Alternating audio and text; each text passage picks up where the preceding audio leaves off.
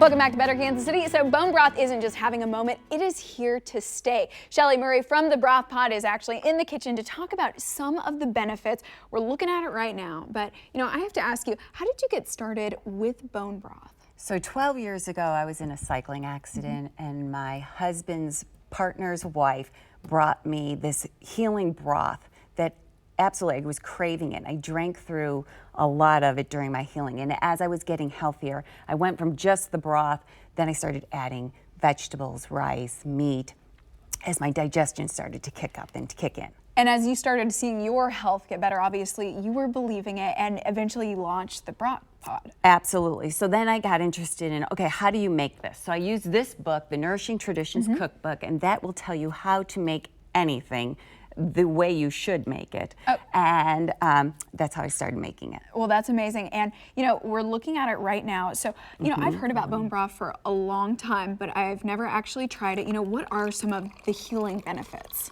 So it can heal your gut, especially like in times of stress or times of sickness.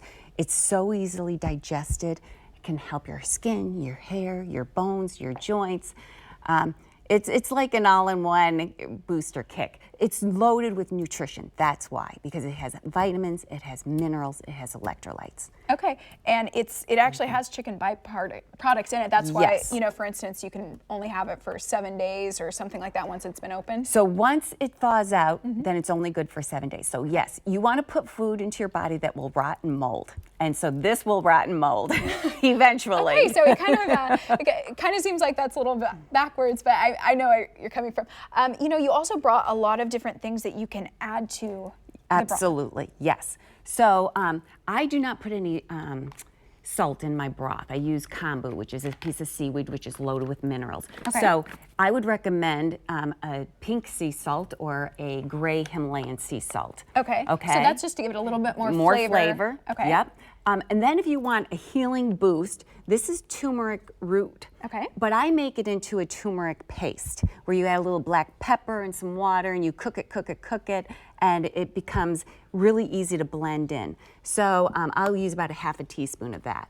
Or you could just do it plain. And if I'm gonna blend something in, I usually use my emulsifier. Okay. Well, you've got all of these tools, but let's say somebody were trying to make bone broth. Spoon. Let's say we're trying to make the bone broth soup at home. Is there anything, pot. any like pot? A big pot or a crock pot. Okay. Yes. And again, in fact, it's listed here on all what's in it. So it's the chicken parts, or it's also the bison tendons, knuckles, marrow bones that you would use for that. And then some vegetables, garlic, peppercorns, a bay leaf.